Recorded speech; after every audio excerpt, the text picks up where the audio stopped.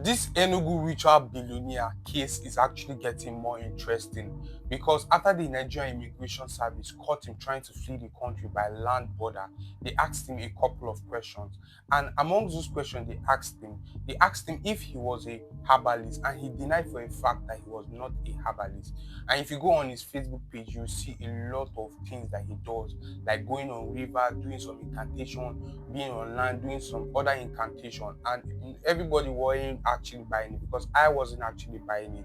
And they asked him what he does for a living, and he says he sells okrika for a living in Benin Republic, where he actually resides. And everybody was like, okay, you say you sell okrika for a living, and you are spraying such kind of money in events and going on different parties and lavishing money like this.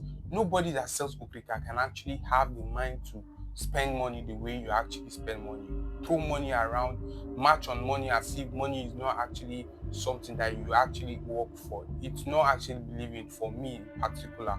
And they also asked him where his passport was and why he was actually fleeing the country. And what actually shocked me in the whole thing that actually happened, he was actually denying the fact that those body they actually saw in his compound inside a pit weren't him that actually committed those crimes. That it was fabrication, it was set up by his rival kingsmen, that he's supposed to hold a title in the community and his rival doesn't want him to hold that title in his community. So they planted those bodies inside that sockaway pit they actually saw in his compound. And me, for particular, I'm not actually buying that, because if you are actually free and you know that you are not actually in connection with all these things that they actually discovered in your compound, you want to turn yourself into the police. Why were you trying to run out of the country? And for a fact, he tried to bribe the Nigerian Immigration Service with 10 million naira and an iPhone for them to allow him to cross over to Benin Republic. But thank God for that officer in duty. That officer wasn't corrupt. That officer, he really needs a kudos because he wasn't corrupt at all, and he didn't collect that money. He didn't collect that bribe from that ritualist that was actually offering him that money, and he turned him in and handcuffed him immediately, and they started their proper investigation. A lot of things is actually surfacing online, and they have actually identified one of the bodies in that pit they actually saw a lot of bodies in. And one of the bodies, one student that was going to write exam just 1 week before the whole discovery, and he just vanished. His classmates, his family were looking for him, but nobody knew where he was, only to find him inside that pit, dead and decaying already. It was a tragedy because all the students of that CSS school, they went to the front of the compound of that on Ezeani and actually laid curses on him.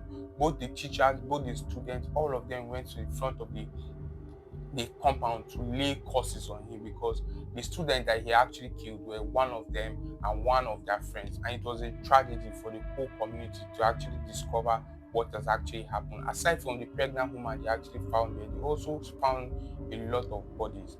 And there's a guy they actually caught that wanted to renew his ritual by adopting that girl that shouted that security actually came and exposed the whole thing. That girl that he caught that they wanted to rape and kill.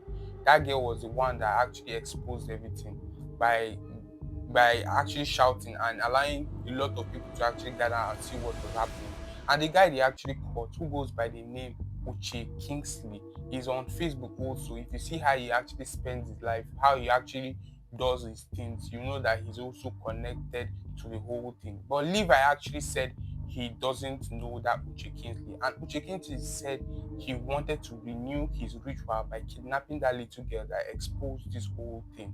And people weren't buying it because they knew that what Ezeani was actually saying is just bullshit. What Levi was actually saying is just whole lies and just making his own fabrication to actually come out from this thing. But unfortunately for him, there are a lot of evidence that is going to pin him to what he has actually committed, and he's going to face the proper justice that he deserves, so that the families and friends of the people that lost their life to this ritual killing is going to get closure and get justice.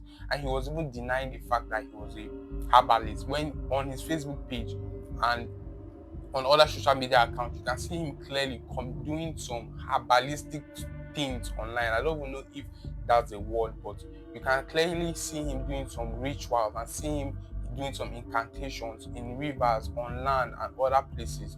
It's very, very scary. And this is an update in regards to the story. But he was even denying the fact that he doesn't know that Uche Kingsley that was apprehended. But the Uche Kingsley is saying that he knows Levi because he was trying to renew his ritual before the whole thing actually casted, before the whole thing actually came to light.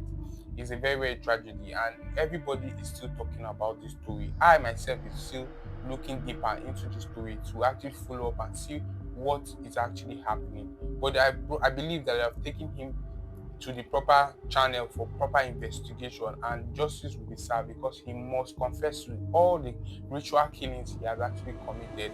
And I believe that Uche Kingsley that they actually caught, there are other people that is connected to him, because initially it was just like, okay, him being a herbalist and him being a ritualist. But according to the story that I'm actually hearing, it's a cult gang, is um a occultic gathering. It's not only him that is only connected to this whole thing. There are a lot of people that goes to him for powers, or maybe goes to him for wealth, and they will actually join that his occultic group, and he's the leader of that occultic group. And God has actually vindicated that little girl that they wanted to use, and I used that little girl to expose what has been happening for long. And this is where I'm going to be stopping in this story. I'll still be updating you guys according to the news I hear and according to what actually surfaced. If you like true crime stories like this, make sure you subscribe to the channel, turn on your notification, like this video, comment your opinion, and I'll see you guys on the next one.